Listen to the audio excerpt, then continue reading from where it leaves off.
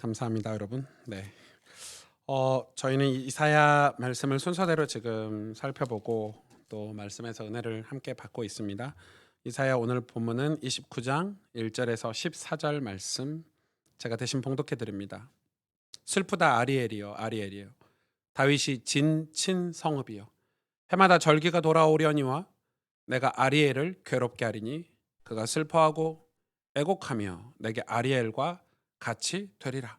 내가 너를 사면으로 둘러 진을 치며 너를 애워 대를 쌓아 너를 치리니 내가 낮아져서 땅에서 말하며 내 말소리가 나지기 티끌에서 날 것이라. 내 목소리가 신접한 자의 목소리같이 땅에서 나며 내 말소리가 티끌에서 짓걸리리라. 그럴지라도 내 대적의 무리는 세미한 티끌 같겠고 강포한 자의 무리는 날려가는 겨 같으리니 그 일이 순식간에 갑자기 일어날 것이라. 만군의 여호와께서 우레와 지진과 큰 소리와 회오리 바람과 폭풍과 맹렬한 불꽃으로 그들을 징벌하실 것인즉 아리엘을 치는 열방의 무리 곧 아리엘과 그 요새를 쳐서 그를 공고하게 하는 모든 자는 꿈같이 밤의 환상같이 되리니 줄인 자가 꿈에 먹었을지라도 깨면 그 속은 여전히 비고 목마른 자가 꿈에 마셨을지라도 깨면 곤비하며 그 속에 갈증이 있는 것 같이 시온 산을 치는 열방의 무리가 그와 같으리라. 너희는 놀라고 놀라라. 너희는 맹인이 되고 맹인이 되라. 그들의 취함이 포도주로 말미암음이 아니며 그들의 비틀거림이 독주로 말미암음이 아니니라. 대저 여호와께서 깊이 잠들게 하는 영을 너희에게 부어주사 너희의 눈을 감기셨음이니 그가 선지자들과 너희의 지도자인 선견자들을 덮으셨음이라. 그러므로 모든 계시가 너희에게는 봉안책의 말처럼 되었으니 그것을 글 아는 자에게 주며 이르기를 그대에게 청하노니 이를 읽으라 하면 그가 대답하기를 그것이 봉해졌으니 나는 못 읽겠노라 할 것이요 또 그 책을 글 모르는 자에게 주며 이르기를 그대에게 청하노니 이를 읽으라 하면 그가 대답하기를 나는 글을 모른다 할 것이니라. 주께서 이르시되 이 백성이 입으로는 나를 가까이하며 입술로는 나를 공경하나 그들의 마음은 내게서 멀리 떠났나니 그들이 나를 경외함은 사람의 계명으로 가르침을 받았을 뿐이라. 그러므로 내가 이 백성 중에 기이한 일 곧 기이하고 가장 기이한 일을 다시 행하리니 그들 중에서 지혜자의 지혜가 없어지고 명철자의 총명이 가려지리라. 아멘.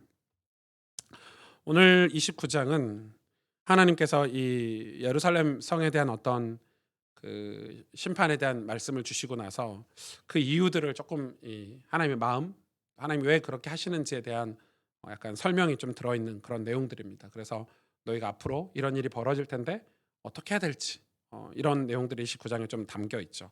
오늘 이 29장에 보면 아리엘이라는 단어가 나옵니다. 이 오늘 설교 제목 자체가 슬프다 아리엘이요. 아리엘이요. 이렇게 아리엘이라는 단어가 나오는데 이 아리엘이라는 단어는 이 히브리어로 하나님의 사자를 뜻합니다. 그러니까 뭐 하나님의 사자면은 뭐 천사, 하나님이 이 사용하시는 어떤 군대 뭐 이렇게 될 수 있겠죠. 하나님의 사자. 이 구약에 하나님의 사자가 되게 많이 나오잖아요. 그리고 또 어떤 본문에는 이 영웅이라는 단어도 아리엘이라는 단어를 쓰기도 합니다. 영웅, 믿음의 영웅 할 때 그 영웅, 하나님의 사자.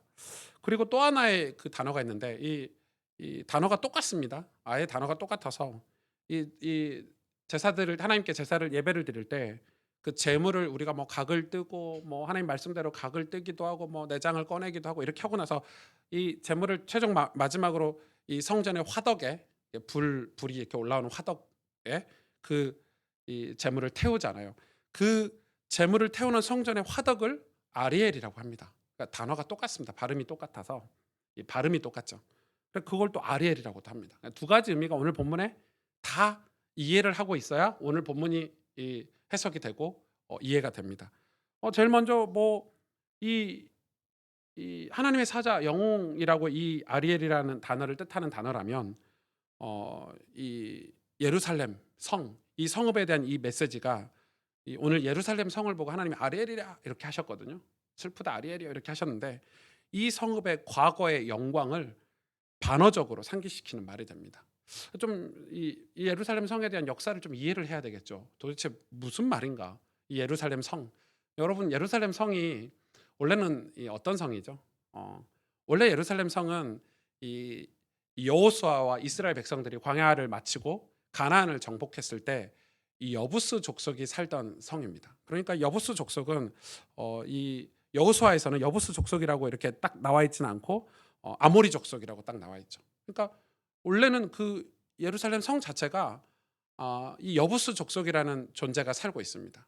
그러니까 여기를 이 유일하게 하나님이 가나안을 정복할 때 이 여호수아에게 뭐라고 말씀하셨죠? 가나안 땅에 있는 모든 족속을 다 쳐서 멸하라 그랬어요. 단 한 명도 남겨두지 말고 그 우상을 다 제거하라 그랬거든요. 그런데 정말 신기하게 놀랍게 이 예루살렘 성을 정복하지 못했어요. 왜냐하면 예루살렘 성이 굉장히 견고해요. 그래서 좀 이상하지 않아요? 하나님이 그 여리고도 무너뜨리고 굉장히 견고한 성들을 다 무너뜨렸잖아요. 하나님 방법으로. 희한하게 이 예루살렘 성을 이 여호수아와 이스라엘 백성들이 정복하지 못했어요. 그러니까 결과적으로 그 이방 민족 여부스 족속이 그 예루살렘 성을 계속 살고 있는 거예요. 그러니까 여러분 그래서 이제 이 가나안 땅 정복을 실패하죠. 사실은 하나님 명령대로 우상을 다 제거하지 못하고 그 족속들을 다 멸하지 못하는 상황이죠. 그런데 이게 어디까지 오냐면은 다윗 때까지 옵니다. 다윗이 이제 왕이 되기 전에 이스라엘의 이제 이 왕권을 이제 접수하기 전에 어떤 장면이 나오죠? 사무엘 하에 보면은 이 예루살렘 성을 둘러싸서 진을 치고 둘러싸서 정복합니다. 그리고 여부스 족속을 완전 멸절시키죠. 그래서 다윗이 그냥 그 예루살렘 성을 정복한 게 아닙니다. 왜? 하나님이 여호수아에게 주신 말씀을 다윗은 늘 기억하고 있는 거죠. 우리 민족이 왜 이렇게 어려운지, 왜 이렇게 우리가 지금 이 가나안 땅에서 우리는 계속 우상을 섬기고 실패하고 있는지 다윗은 정확하게 알고 있었습니다. 그래서 그 예루살렘 성을 다윗이 사무엘하에 보면은 진을 치고 주변에 오늘 본문의 말씀처럼 진을 사방으로 쳐서 여기를 정복하는데 이 여부스 족속을 다 죽이고 멸합니다. 그러면서 이 여부스 족속을 뭐라고 지칭을 하냐면 맹인이고 다리 저는 자라고 지칭을 합니다. 그래서 다윗이 이렇게 얘기합니다. 맹인을 다 죽이고 다리 저는 자를 다 죽여라. 그리고 그들이 다시는 예루살렘 성에 함께 있지 못하도록 해라. 이렇게 하거든요. 좀 그 본문만 봤을 때는 좀 잔인하다 이렇게 생각했는데 그 다리 저는 자 맹인을 죽이는 게 아니고 그들이 여부스 족속을 상징을 합니다. 그래서 여부스 족속을 완전 멸하고요. 다윗이 그 예루살렘 성을 입성해서 거기를 뭐라고 하죠? 다윗성이라고 이제 명칭을 딱 겁니다. 그때부터 이제 이스라엘은 통일왕국이 되고요. 아주 강력한 나라가 되죠. 아주 강력한 나라가 됩니다. 그리고 그 여부스 족속이 그래서 여러분 나중에는 이 맹인이었고 다리 저는 자의 상징이었던 여부스 족속 사라지죠. 여러분 그런 맹인과 다리 저는 자가 성경에서 계속 나오거든요. 나중에 어디에 나오죠? 우리 뭐 히브리서에도 나오고 뭐 요한계시록에도 나오고 계속 상징해서 나옵니다. 나중에 좀 본문에 살펴보게 될 거고요. 다윗이 왜 하나님께 귀히 쓰임 받았는지 알 수 있는 역사적인 관점이 있죠. 그런데 오늘 본문에 너희가 또 맹인이 될 것이라 이렇게 얘기합니다. 그러니까 이스라엘 이 백성들이 예루살렘 성에 그대로 살지만 맹인이 될 것이다. 엄청난 의미가 있거든요. 또 하나는 이 아리엘을 번제단이라고 우리가 해석을 한다면 이 제물을 태워서 하나님의 진노를 멈추게 하는 하나님이 그 제물을 태울 때 진노가 멈췄죠. 불로 태울 때. 그 성전의 화덕을 아렘이라고 뜻한다면 그럼 어떤 의미가 있죠? 이 번제단 이거는 예배를 상징한다. 예배 하이라이트를 상징하잖아요. 하나님 앞에 흠양하고 태워서 드리는 제사를 상징한데 그건 어떤 거죠? 우리가 죄를 죽이고 우리의 죄인인 걸 인정하고 또 십자가 사건을 우리가 예표하기 때문에 그런 의미로 하나님께 예배를 드리는 거예요. 이거를 누가 이 예루살렘 성에서 이 여부스 족속이 우상을 섬기던 족속이 살던 성에서 다윗이 거기에 들어가서 제일 먼저 다윗이 했던 게 예배 드리는 것부터. 여러분 다윗의 역사는 평생 예배 드리는 역사거든요. 그러니까 다윗은 뭐 본인이 개인적으로 실수를 했건 본인이 어떤 이 잘못을 했건 그건 뭐 그런 역사들도 있겠지만 다윗의 업적 중에 하나가 뭐냐면 예배를 세우는 거였거든요. 평생을 그 예루살렘 성에서 예배를 세우는데 그냥 예배를 우리처럼 예배 드리자 이게 아니라요. 예배 드릴 수 있는 모든 준비를 다 했어요. 뭐 성가대를 조직하고 예배 드릴 수 있는 이 곡들을 만들고 그래서 모든 사람들이 이 예배 드릴 수 있도록 하나님 앞에 온전한 마음으로 예배 드릴 수 있도록 그리고 이 다윗이 평생 소원이 하나님 앞에 가는 거고 하나님께 은혜 받는 거고 그의 얼굴을 구하는 거고 그건 우리가 시편을 통해서 다윗이 얼마만큼 하나님을 사모했는지 얼마만큼 예배를 사모했는지 알 수 있잖아요. 그게 이 아리엘 번제단이거든요. 번제단. 그런데 이 다윗처럼 하나님을 예배했을 때 하나님이 그 다윗의 시대 때 엄청난 어떤 그 나라의 강력함들, 또 평안, 이 다윗 나라를 한마디로 딱 다윗의 인생을 한마디로 평가를 하자면 샬롬이라고 평가를 하잖아요, 우리가. 샬롬, 샬롬 왕 아닙니까? 그런 다윗인데 오늘 본문에 보니까 이 아리엘을 하나님이 슬퍼하신다. 이 번제단을 슬퍼하신다. 어떻게 됐죠? 우리 이사야서 1장, 2장, 3장에도 나와 있는 것처럼 이 번제단은 뭐만 남았어요? 형식만 남은 거예요. 제사만 드린 거죠. 해마다 절기마다 오늘 본문에도 나와 있죠. 해마다 절기가 돌아오려니와 절기 때마다 엄청난 양의 짐승을 잡아가지고 사람들이 구원은 받고 싶고 죄사함은 받고 싶으니까 그 엄청난 양의 제사 짐승을 잡아서 태워서 하나님께 번제를 드렸지만 그걸로는 하나님 심판을 면하지 못했다는 거예요. 의미가 있죠. 왜냐하면 형식과 이 관습, 전통으로 구원받는 게 아니거든요. 그게 오늘 두 가지 의미가 오늘 본문에 다 내포가 돼 있었어요. 오늘 보시면 13절, 14절부터 볼까요? 뒷부분부터. 주께서 이르시되 이 백성이 입으로는 나를 가까이 하며 입술로는 나를 공경하나 그들의 마음은 내게서 멀리 떠났으니. 지금 예루살렘 성의 상태를 얘기하는 거예요. 그들이 나를 경외함은 사람의 계명으로 가르침을 받았을 뿐이라. 이게 중요해요. 이 사람의 계명으로 받았을 뿐이라를 예수님이 나중에 인용하는데 마태복음에 이게 바리새인의 관습, 바리새인의 전통, 이걸 장로들의 전통을 이걸로 얘기해요. 그러니까 지금 현재 히스기야 왕 시대 예루살렘은 사람의 가르침으로 관습이나 전통으로 예배를 드린 거예요. 마음으로 드린 게 아니에요. 은혜를 받은 게 아니에요. 14절에 그러므로 내가 이 백성 중에 기이한 일, 곧 기이하고 가장 기이한 일, 3번이나 지금 반복하죠. 얼마나 중요한지 이 기이한 일이 다시 행하리니 그들 중에서 지혜자의 지혜가 없어지고 명철자의 청명, 지금 청명이 없어지는데 이 기이한 일이 뭐다는 걸 설명하고 있는 거예요. 이 본문이 하나님이 하시려고 하시는 이 예루살렘에서 지금 예루살렘에 대해서 하시려고 하는 일이 뭐다는 걸 설명하고 있는 거예요. 그게 뭐냐? 오늘 9절에서 12절을 보니까 너희는 놀라고 놀라라.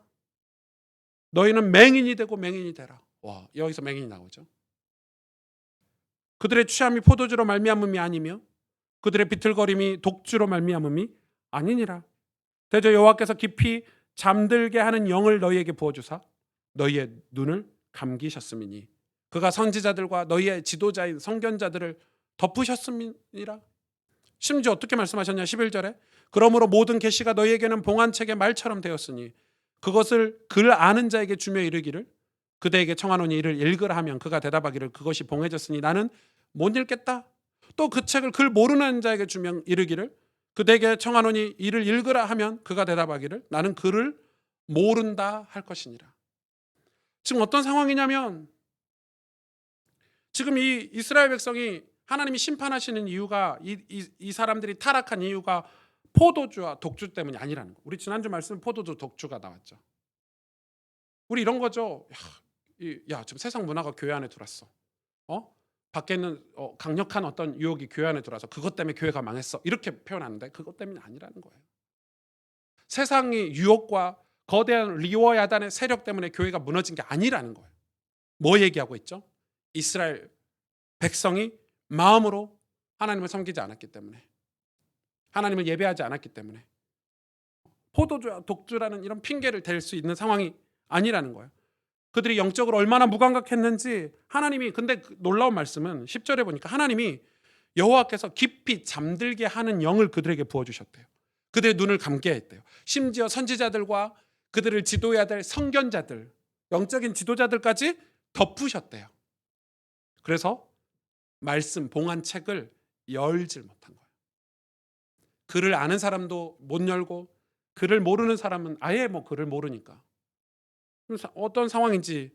그래서 하나님이 그들을 맹인이 되고 맹인이 되라고 하셨어요. 여러분, 맹인이 누구라고요? 여부스 족속. 원래 예루살렘 성에 살았던 여부스 족속이 맹인이고 다리가 저는 자였어요. 그들의 명칭이. 그런데 하나님은 지금 이스라엘 백성 보고 맹인이 되라고 하는 거예요.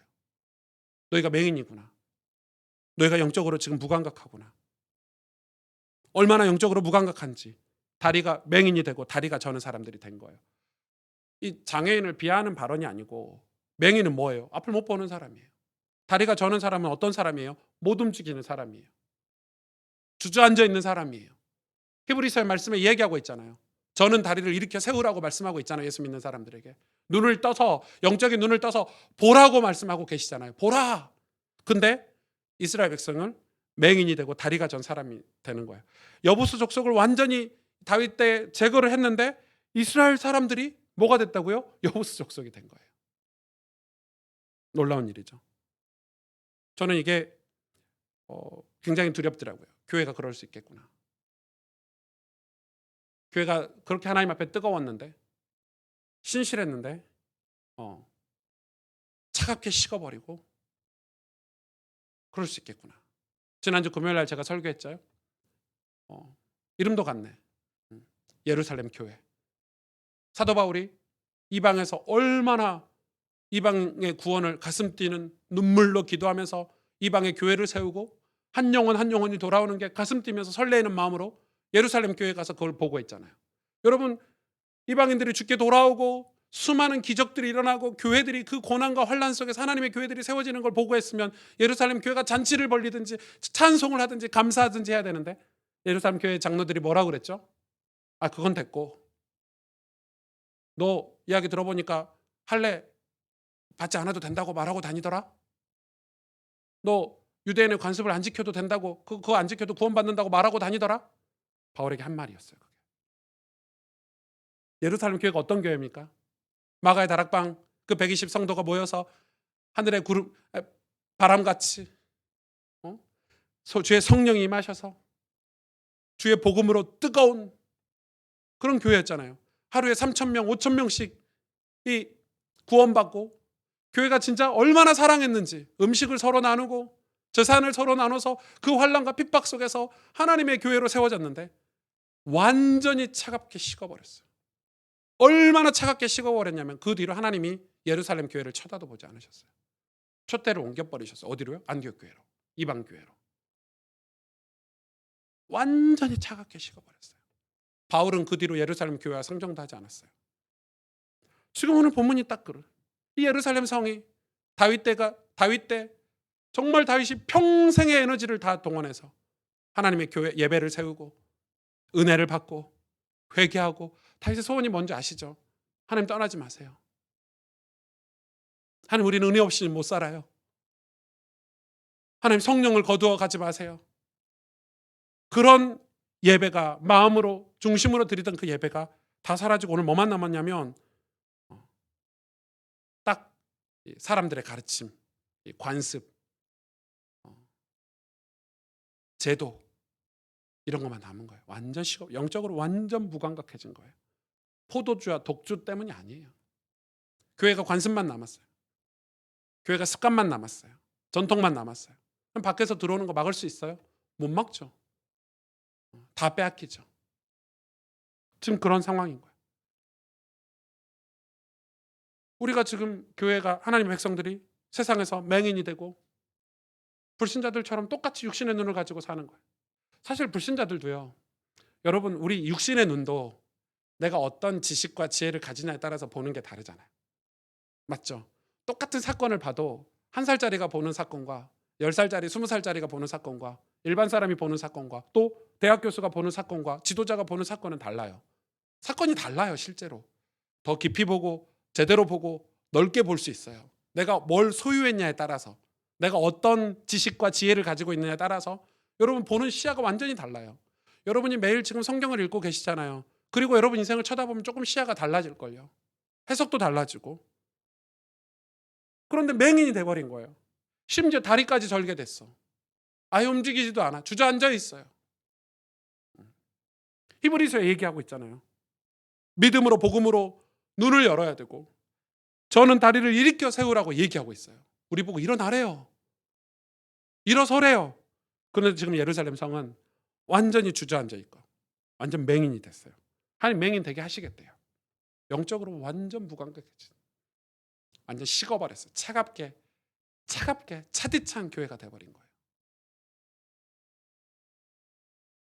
그런 아리엘, 보세 29장 1절에 슬프다 아리엘이여 다윗이 진친 성읍이여 해마다 절기가 돌아오려니와 내가 아리엘을 괴롭게 하리니 그가 슬퍼하고 애곡하며 내게 아리엘 같이 되리라. 지금 두 가지 의미가 붙어 있죠. 아리엘을 슬프다 하시는데 괴롭게 하신다 하고 하는데 내게 그 아리엘이 또 아리엘이 된다. 이게 무슨 말이냐? 말장난이냐? 아니죠. 이 예루살렘 성에 아리엘이라는 제단이 있고 또 하나님의 사자, 그러니까 지금 하나님의 사자가 더 이상 예루살렘 성에 없는 거죠. 하나님의 역사가 없는 거죠. 그러니까 슬픈 거예요. 또 하나는 이 번제단의 제사가 형식적으로 드려지고 있어서 슬픈 아리엘이에요. 이 예루살렘 성을 하나님은 뭐같이 하신다면은 아리엘처럼 하신대요. 다시 하나님의 사자처럼 만드시고 또 하나는 불로 번제단에서 불로 제물을 태우는 것처럼 이 예루살렘을 태우시겠다는 거예요.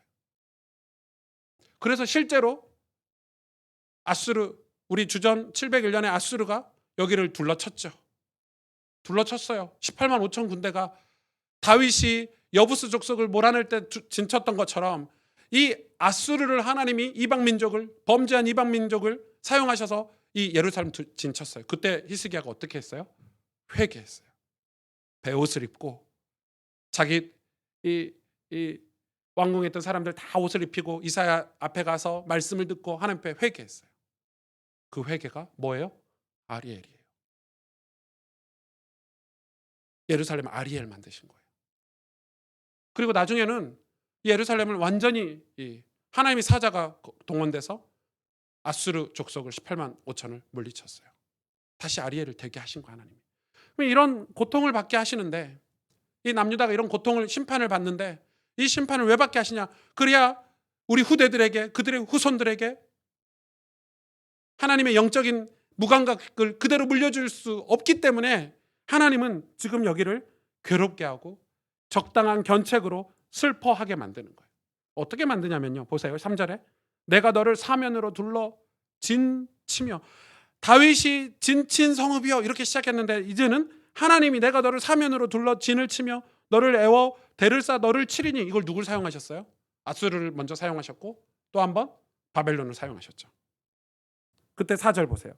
내가 낮아져서 땅에서 말하며 내 말소리가 나직이 티끌에서 날 것이라. 내 목소리가 신접한 자의 목소리같이 땅에서 나며 내 말소리가 티끌에서 짓거리리라. 뭔 소리예요? 지금 남유다가 이 하나님의 심판 전에는 목소리가 컸어요. 우리 견고한 성, 우리 능력 있는 남유다. 우리는 애국과 동맹을 맺고 우리 세상의 문화를 받아들여서 이 강력한 이 예루살렘 성이 됐어. 엄청 교만하고 오만했죠. 하나님 그걸 어떻게 만드셨어? 지금 땅바닥에 내치신대요. 그 땅바닥에 내친다는 표현을 누가 제일 많이 썼죠? 다윗이 제일 많이 썼어요. 하나님 내 영혼이 진토에 붙어 싸우니. 어떤 상태죠? 내 영혼이 진토에 땅바닥에 진흙에 붙어버렸대요. 티끌에 붙어버렸대요. 목소리가 이 티끌에서 나는데 아주 조용한 신접한 자의 목소리처럼 이런 희미한 소리를 내는 거, 작은 목소리를 내는 거예요. 왜? 힘이 하나도 없어요. 심판 받아서. 근데 여러분 이게 이스라엘 백성에게 축복인 걸 여러분 아시죠? 우리 인생도 그렇잖아요. 하나님이 우리를 구원하시려고 하는데 영적인 눈을 띄워주시려고 하는데 하나님의 사자가 간섭해서 우리 인생을 이 하나님의 교회로 세워주시려고 하는데 우리가 오만하고 교만해서 움직이지 않을 때 하나님 우리의 영혼을 진토에 바닥에 붙이시잖아요. 의지할 것 하나 없게 만드시잖아요. 다윗을 그렇게 훈련시키셨어요. 그의 영혼을 진토에 완전 바짝 붙여버리셨어요. 너 나만 바라봐. 나만 의지해. 근데 그게 우리에게 인간의 입장에서는 고난이지만 하나님 입장에서는 우리를 보호하심이고 농부 되신 하나님이 기묘자 되신 하나님이 지혜가 광대하신 하나님 우리를 사랑하시는 방법이잖아요. 그 증거가 뭐예요? 5절부터 나와 있어요. 그럴지라도 내 대적의 무리는 세미한 티끌 같겠고 강포한 자의 무리는 날려가는 겨 같으니 그 일이 순식간에 갑자기 일어날 것이라. 만군의 여호와께서 우레와 지진과 큰 소리와 회오리 바람과 폭풍과 맹렬한 불꽃으로 그들을 징벌하실 것인지. 그들 누구예요? 아수르, 바벨론. 아리엘을 치는 열방의 무리 곧 아리엘과 그 요새를 쳐서 그를 공고하게 하는 모든 자는 꿈같이 밤의 환상같이 되리니. 꿈같이 밤의 환상같이가 어떤 거냐? 줄인 자가 꿈에 먹었을지라도 깨면 그 속은 여전히 비고, 목마른 자가 꿈에 마셨을지라도 깨면 곤비하며 그 속에 갈증이 있는 것 같이 시온산을 치는 열방의 무리가 그와 같으리라. 이런 거죠. 내 자식들을 깨워야 되겠고, 내 자식들 저는 다리처럼 앉아있는 우리 자식들을 일으켜 세워야 되겠고, 내 자식들 눈을 떠주고 싶은데 하나님이 범죄가 심각한 우상을 섬기는 이 이방 민족 아수르와 바벨론을 사용하시는 거예요. 사용하시는데 이걸 그냥 두냐? 진짜 하나님이 정말 그들에게는 정말 안타까운 일이지만 하나님이 이들을 사용하시고 이들을 그냥 두시지 않았어요. 감히 내 새끼를 쳐? 감히 예루살렘을 쳐? 너네들이? 뭐라고 그랬냐면 겨와 같대, 겨와 같대. 여러분, 하나님 백성을 하나님 그렇게. 왜냐하면 그런데 그것도 맞는 게 이 예루살렘 성이 든든히 서 있지 않으면 아수르와 바벨론도 구원받을 길이 없는 거예요. 하나님의 교회가 이 시대에 무너지면, 교회가 진리를 사수하지 않고 있으면 세상 교회를 모함하고 교회를 함몰시키는 저들을 구원할 길도 없는 거예요.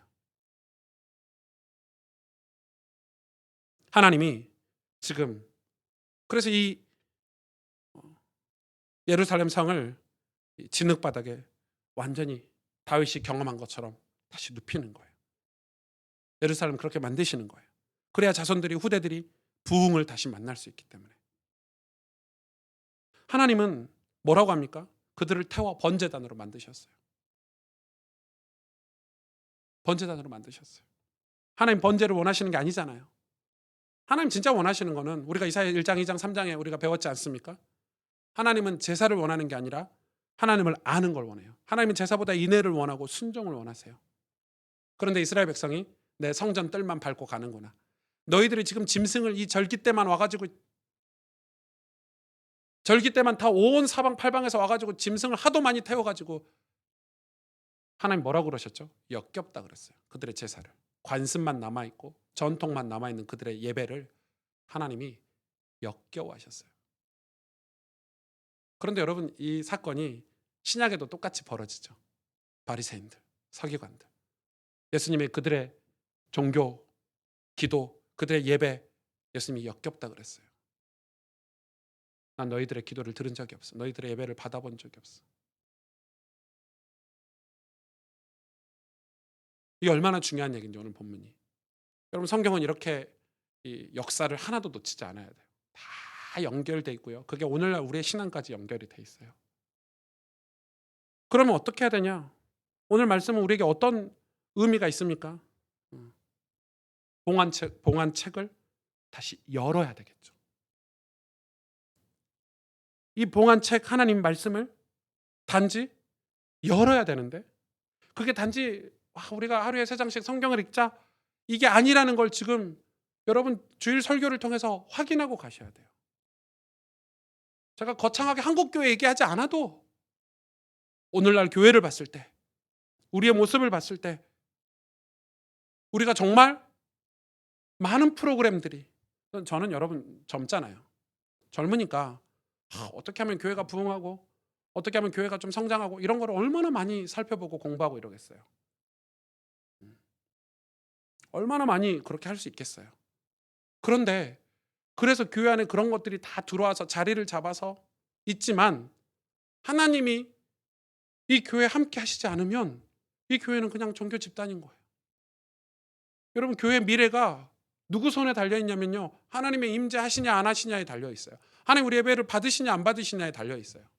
우리끼리 바리새인이 돼가지고 새를 구축해가지고 단단하게 교회를 세워간다, 우리는 만족이 될 수 있지만 하나님이 이 교회와 상관이 없으시다면 이 교회는 아무 쓸모짝이 없는 교회예요.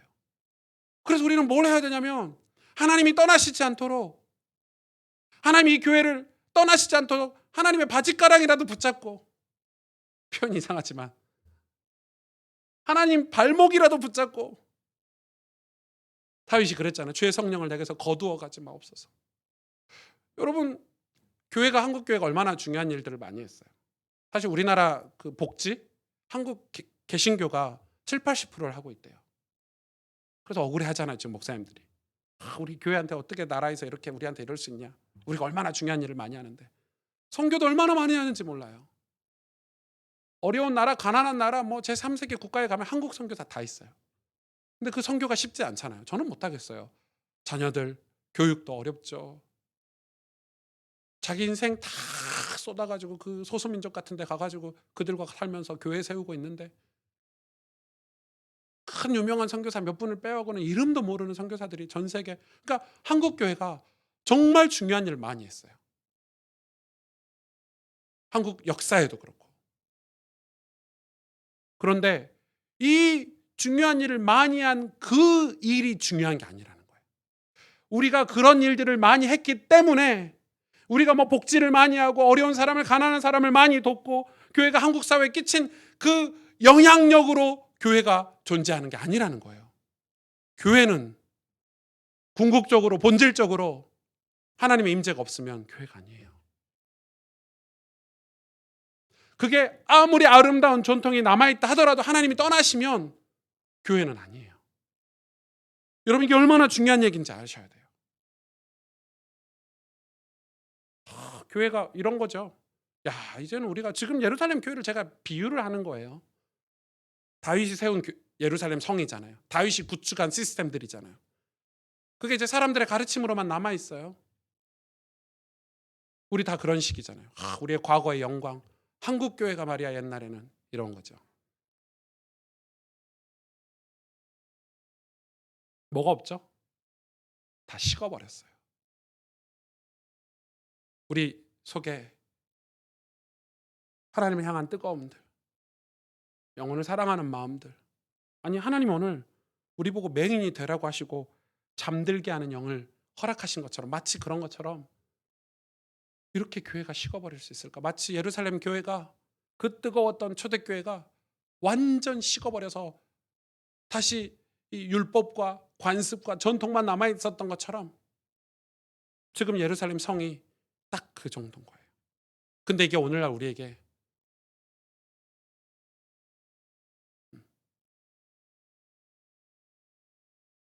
그럼 어떻게 해야 될까요? 이 내용이, 똑같은 이 오늘 본문 내용을 예수님이 그대로 인용하신 게 마태복음 15장이에요. 8절에 보실래요? 이 백성이 입술로는 나를 공경하되 마음은 내게서 멀도다. 똑같이 인용하셨죠. 사람의 계명으로 교훈을 삼아 가르치니, 사람의 계명 아시죠?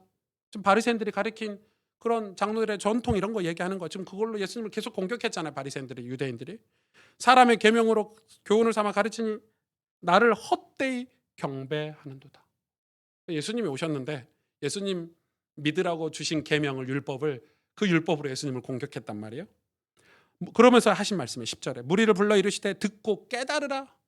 듣고 깨달으라. 들어라. 깨달으라. 이렇게 얘기하세요. 입으로 들어가는 것이, 그 설명을 하는 거예요. 왜 그게 잘못됐다는 걸. 입으로 들어가는 것이 사람을 더럽게 하는 것이 아니라 입에서 나오는 그것이 사람을 더럽게 하는 것이니라. 뭔 얘기시냐? 지금 도대체 뭔 얘기인지 제자들이 이해도 못했어요. 12절에 이에 제자들이 나와 이르되 바리새인들이 이 말씀을 듣고 걸림이 된 줄 아시나이까? 예수께서 대답하여 이르시되 심는 거마다 내 하늘 아버지께서 심으시지 않은 것은 뽑힐 것이니. 하나님 농부라 그러셨잖아요.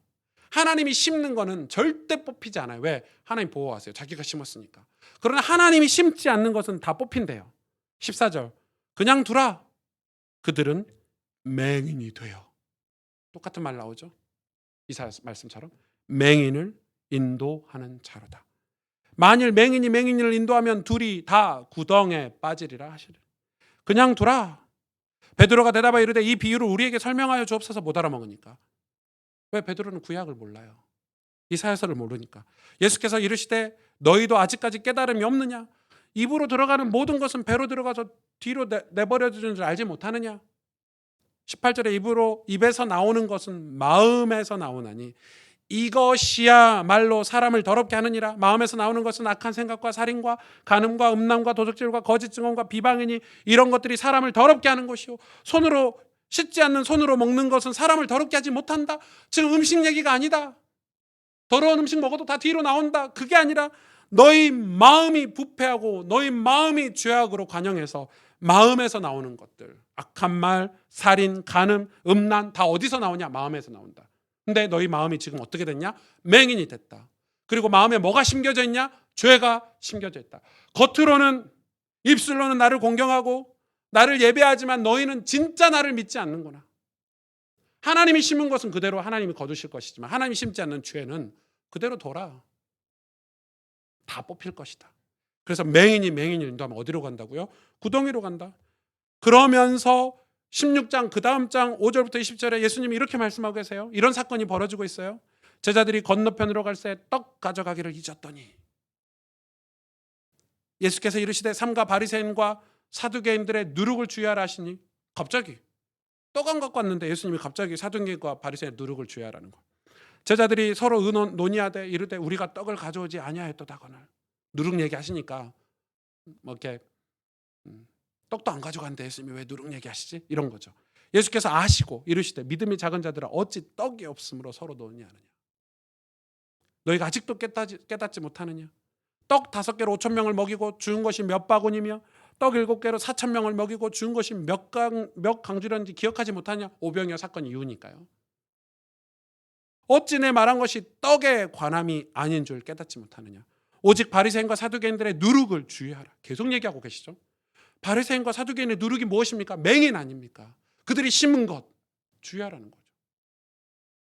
그제서야 제자들이 떡의 누룩이 아니요 바리새인과 사두개인의 교훈을 삼가라고 말씀하신 줄 깨달으니라.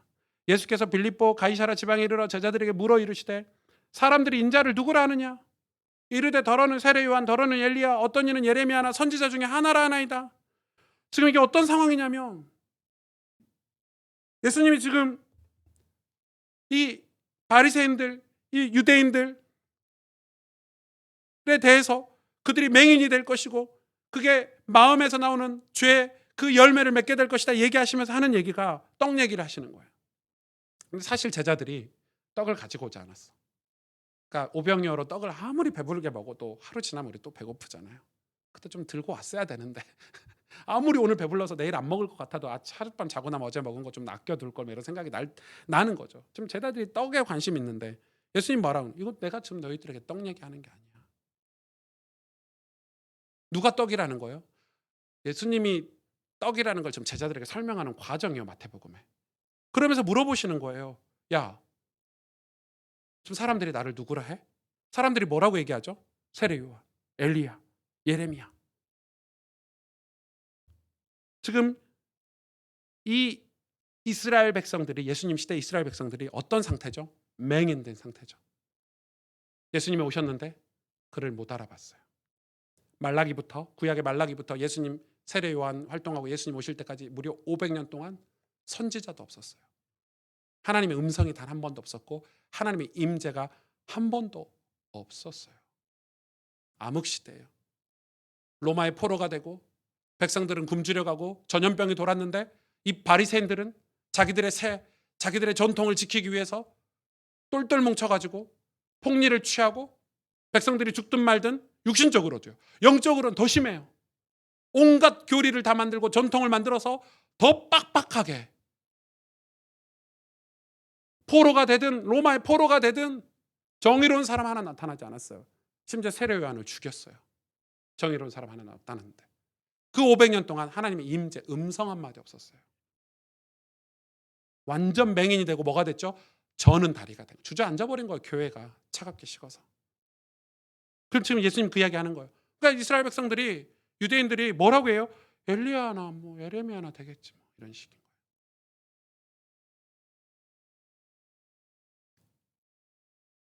그러면서 그 얘기를 하고 요한복음으로 넘어가 볼까요? 요한복음 1장 1절 14절에 여러분 너무 잘 아시지만 이 이사야서에서 여기까지 오는 거예요. 예수님 때까지. 태초에 말씀이 계시니라. 이 말씀이 하나님과 함께 계셨으니 이 말씀은 곧 하나님이시니라. 이 말씀이 누구라고요? 하나님과 함께 있었고 또 하나님이래요. 그리고 이 말씀이 우리에게 오셨대요. 예수님으로. 2절에 그가 태초에 하나님과 함께 계셨고 만물이 그로 말미암아 지은 바 되었으니 지은 것이 하나도 그가 없이는 된 것이 없느니라. 그 안에 생명이 있었으니. 누구 안에요? 예수님 안에. 말씀 안에. 이 생명은 사람들의 뭐라? 빛이라. 이런 빛이 아니고 어둠을 비치는 빛이라. 빛이 어둠의 빛이다. 어둠이 깨닫지 못하더라. 하나님께로부터 보내심을 받은 사람이 있으니 그 이름은 요한이라. 그가 증언하러 왔으니 곧 빛에 대하여 증언하고 모든 사람이 자기로 말미암아 믿게 하려 함이라. 그는 이 빛이 아니요 이 빛에 대하여 증언하러 온 자라. 참빛 곧 세상에 와서 각 사람에게 비추는 빛이 있었나니 그가 세상에 계셨으며 세상은 그로 말미암아 지은 바 되었고 세상이 그를 알지 못했고 자기 땅에 오매 자기 백성이 뭐하지 않았다고요? 영접하지 않았대요. 맹인이 되고 저는 다리로 주저앉아 있는 거예요. 여러분 지금 뭘 얘기하고 있어요? 예수님이 본인 스스로가 생명의 떡이라고 지금 설명하고 있는 거예요. 그러면서 예수님이 마지막 만찬 때 뭐 했죠? 떡을 떼어주시고, 정확히 말하면 빵이죠. 빵을 떼어주시고 포도주를 나누시면서 이거 내 살이다, 내 피다. 그러면서 예수님이 진짜 명령하셨죠. 주님 다시 오실 때까지 교회는 항상 이 성찬식을 해야 돼. 이거 꼭 해야 돼 명령하셨어요. 그게 뭐예요? 계속 빵 먹으란 말이에요? 계속 포도주 마시란 말이에요? 아니죠. 예수님 당신이 빵이고 예수님 당신이 떡인데 나를 먹으라는 거를, 예수님을 먹으라는 거를 지금 설명하는 거예요. 예수님을 우리가 어떻게 먹어요? 예수님 누구라고요? 말씀으로 우리에게 오셨대요. 12절에 영접하는 자 곧 그 이름을 믿는 자들에게는 하나님의 자녀가 되는 권세를 주셨으니, 여기서 영접 기도 아니에요. 영접은 뭐죠? 우리 집에 진짜 중요한 손님이 오시면 뭘 표현하죠? 우리가 영접한다 이렇게 표현하죠. 우리나라에 외국에 강대국의 대통령이 오셨어. 그럼 뭐 하죠? 공항에 가서 영접하죠. 가장 좋은 숙소를 내어주고, 저 같은 목사도 이름도 없는 목사지만 제가 해외 가면 제 친구나 또 아는 집사님들이 집에 초대해서 저 하룻밤 묵게 해주고 이렇게 하거든요. 그럼 가장 좋은 방을 줘요. 미국 가면 제 친구는 야, 이 애들 방에 커튼도 없어가지고 너 시차 적응하려면 안방에서 자라면 안방을 주기도 해요. 그걸 뭐라고 그래요? 영접이라고 그래요. 가장 중요한 사람을 우리 가정에 모시는 거예요. 가장 좋은 걸 내어놓는 거예요. 영접 기도가 아니라 예수님을 모시는 거예요. 어떤 분인 줄 알고 내 삶에 영어 단어로 리시브 아닙니까? 받아들이는 거예요. 그 영접을 하는 게 뭐라고 얘기하냐면 13절에 이는, 예수님이 지금 반박하고 있죠. 혈통으로나 육적으로나 사람의 뜻으로 나는 게 아니다. 사람의 관습과 전통으로 나는 게 아니다. 사람의 가르침으로 나는 게 아니다. 오직 하나님께로서 난 자들이니라. 14절에 말씀이 육신이 되어 우리 가운데 거하심에 우리가 그의 영광을 보니 아버지의 독생자 영광이요 은혜와 진리가 충만하더라. 예수님을 모셔드린 사람은 아버지의 영광을 보기 때문에 눈이 열리죠. 은혜와 진리가 충만하기 때문에 우리의 삶을 일으켜 세우죠. 살아나요. 회복해요. 이 땅에서 어떻게 살아야 될지, 우리가 하나님의 백성으로 교회로 어떻게 살아야 될지 힘을 낸단 말이에요. 여러분 이걸 갖춘 사람, 예수님을 마음에 모신 사람은 세상이 크게 보일까요? 작게 보일까요? 세상이 작게 보여요. 예수님을 정말 우리 삶에 모신 사람은 세상이 아무리 큰 파도가 치고 광풍이 불어도, 엄청난 유혹이 우리에게 마수처럼 어둠이 우리를 진치고 둘러싸여 할지라도 예수님이 우리 안에 계시면 우린 뭐하죠? 샬롬, 평안해요. 그게 예수 믿는 사람의 엄청난 힘이잖아요. 근데 그걸 잃어버렸어요. 어디가요? 예루살렘 성이. 다윗 때는 그 하나님이 말씀하신 메시아 예수님을 모시려고, 그걸 깨달으려고, 그 하나님의 얼굴을 구하려고 다윗이 늘 예배드렸어요. 진심으로 온 마음을 다해, 정성을 다해. 그 증거가 시편 아닙니까? 다윗의 시편 읽어보세요. 얼마나 사모했는지 몰라요. 나라가 어땠어요? 주변에 강대국들이 그때 없었나요? 아수르 없었나요? 바벨론 없었나요? 다윗 때는 이방의 강대국들이 걱정이 아니었어요. 다윗에게는. 다윗의 한 가지 걱정은 자기가 죄 지을까 봐, 자기가 하나님을 떠날까 봐, 하나님이 나를 떠날까 봐, 그게 걱정이었지 다윗에게는 걱정이. 그러나 히스기야 때는 이 이방인들이 너무 크게 보인 거예요.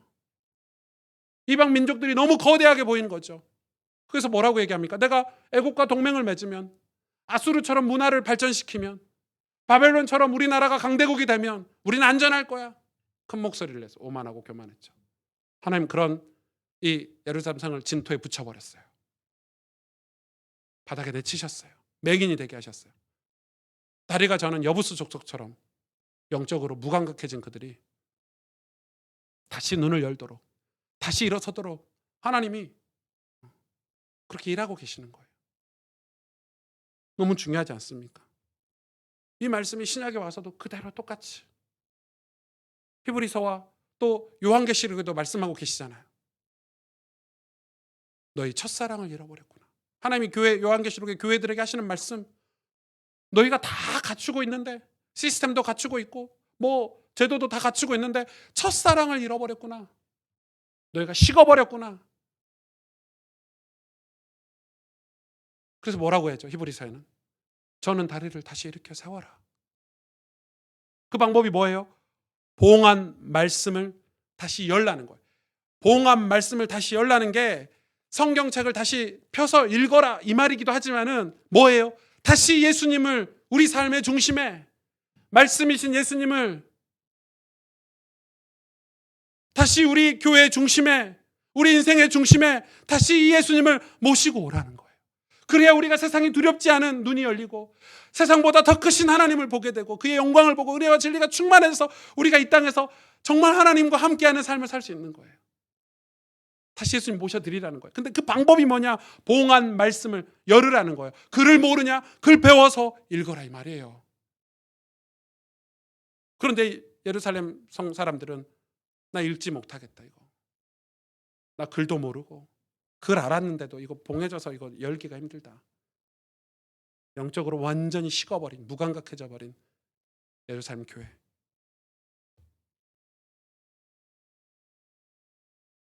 예수님 우리의 빵이시죠. 우리의 떡이시죠. 그걸 잊지 말고 하라고 명령하셨어요. 어떤 교회들은 이걸 그대로 받아들여서 진짜 매주 하는 교회도 있어요. 코로나인데도 하더라고요. 배달시켜가지고 집집마다 이 성찬식을 이렇게 성찬기하고 이 카스테라 빵을 이렇게 포장해가지고 모든 성도 가정에 보내서 가정에서 성찬 예식을 하게 하더라고요. 그래서 굳이 그 말이 아닌데 예수님 말씀이 그건 안 해도, 성찬식은 안 해도 성경은 읽어야 될 거야. 지금 제도와 관습만 남아 있어요. 예수님을 한번 영접하면 끝나는 겁니까? 아니죠.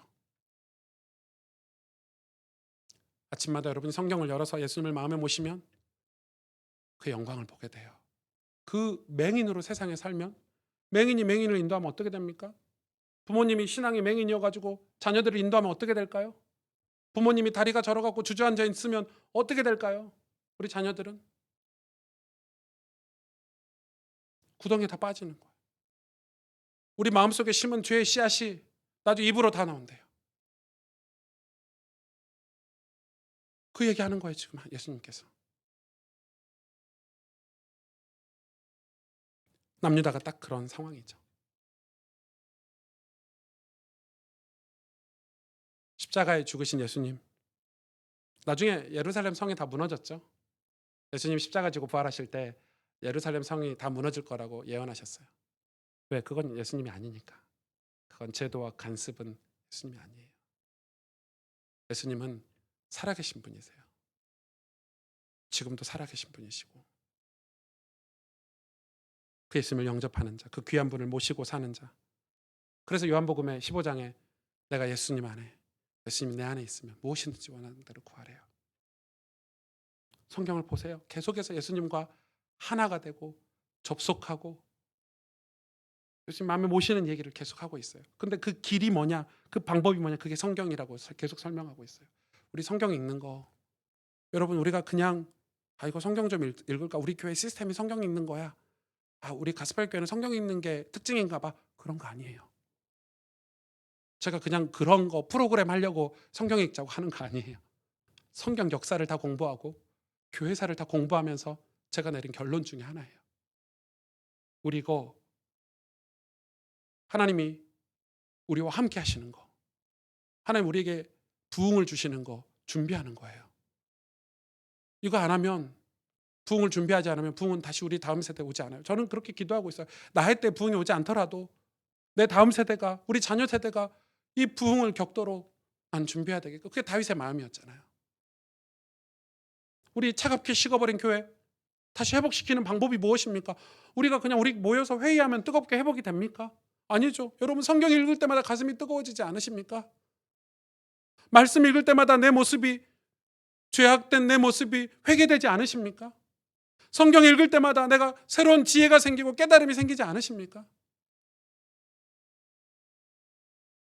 그런 은혜를 받고 있는 동안에, 예수님이 내 삶에 동행하고 함께 하시는 느낌을 받는 동안에 뭐가 오죠? 부흥의 때가 오는 거예요. 눈을 떠서 봐야 돼요. 하나님의 영광을 봐야 돼요. 그럼 세상이 작게 보일 거예요. 여러분, 은혜와 진리가 충만해지면 여러분 저는 다리 일으켜 세울 수 있어요. 우리 믿음으로 우리 삶 일으켜 세울 수 있어요. 이 길이 좁은 길이고 십자가의 길이 연약한 길이고 별 볼 일 없는 길 같지만 하나님께는 꽃 피우는 길이에요.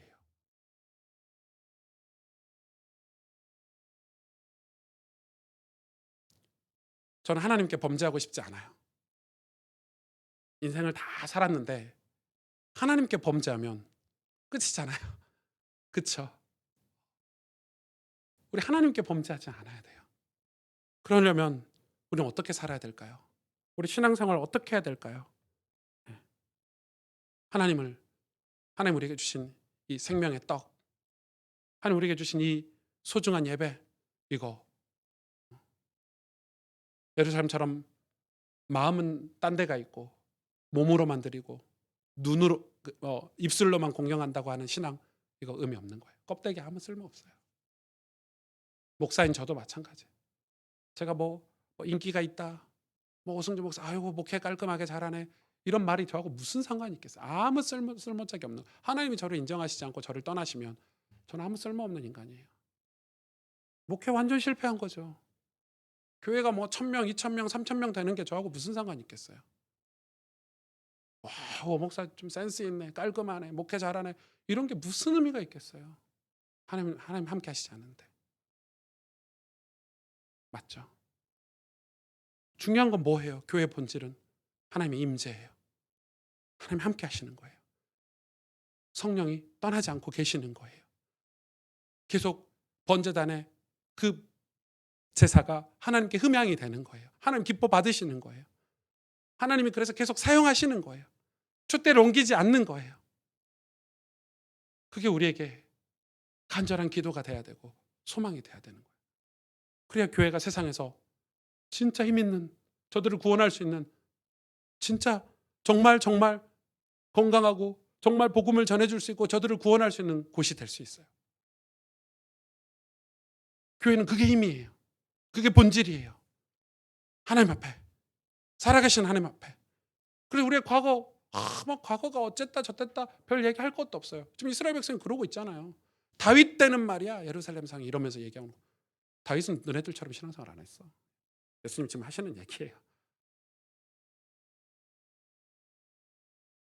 그러니까 우리가 지금 뭘 회복해야 될지 오늘 말씀을 통해서 여러분 확인할 수 있겠죠. 우리 같이 기도하겠습니다.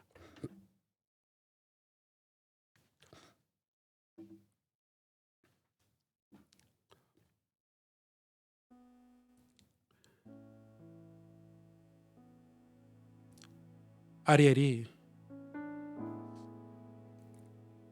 하나님은 이 아리엘을 보고 슬프다고 말씀하고 계세요.